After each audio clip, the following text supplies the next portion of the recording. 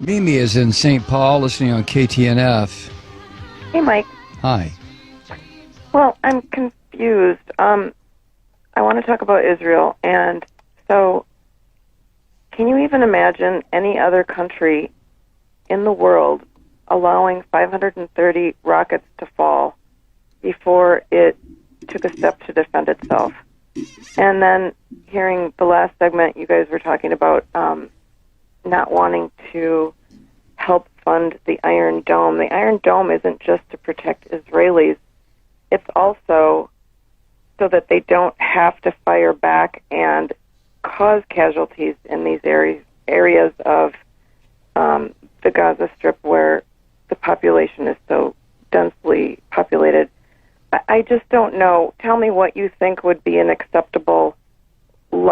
When are the Israelis supposed to defend themselves? How can they do that? Well, wait a second, Mimi. Let me just turn it around and ask you something. You are a family. You have lived in St. Paul, Minnesota for your family and your antecedents for probably, let's say, 100 years. And all of a sudden, I show up on your doorstep, literally on your doorstep. And I say to you, Mimi, get out of this house. This is my house. Let me tell you why it's my house. It's my house because my religion says it's my house. Now get out. Now, I happen to be standing on your doorstep with a gun pointed at your head and at Wait, your... who are you? No. Hold on. No. I listen to you. You okay, listen to me. I don't know which side you're talking for, but okay. All right, Mimi, I'm going to put you on hold so you can go ahead and interrupt if you want to. But I'm standing on your front porch and I order you and your family out of your house. And I tell you that it's my house, not your house. And the reason it's my house and my block and my neighborhood is because my religious belief says it's mine. And you sit there and you say, well, no. What are you talking about? We've been here 100 years. I'm sorry. Get out, Mimi. So you leave. And the reason you leave is because you know if you don't, I'm going to blow up your house and probably blow up your family. So you leave and you move down the street.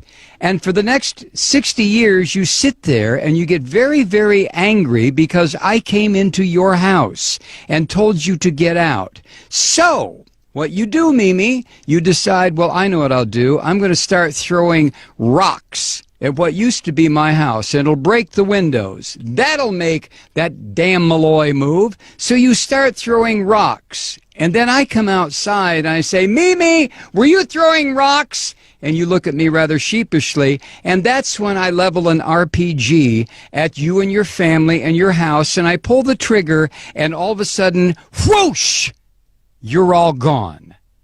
Now, which is the terrorist? You tell me. But tell me on another phone call, Mimi, because I'm not going to get involved in a big discussion about this. Thank you. Wow. When does Israel have a right to defend itself? Well, when do I have a right to defend myself? I came in and took Mimi's house. So if Mimi attacks me, who's going to say, well, Malloy, you have a right to defend yourself because Mimi's attacking you? And somebody else will say, yeah, but you took Mimi's house. Yeah, but, you know, possession is 9/10 of the law. Nah, possession is 99.9% of the law. And besides, God gave me this land. What the hell is Mimi doing on it? All I had to do was come here and remind her, Mimi, get out. God gave this land to me. Now, if Mimi doesn't like that, she can go live in the little ghettoized area that I've set up for her near the Mississippi River in St. Paul, where there's bad electricity, bad water, the fish are no good to eat, and Mimi can stay there until hell freezes over. Or Mimi can throw rocks at my house, used to be her house, in which case I will level a couple of grenades at her.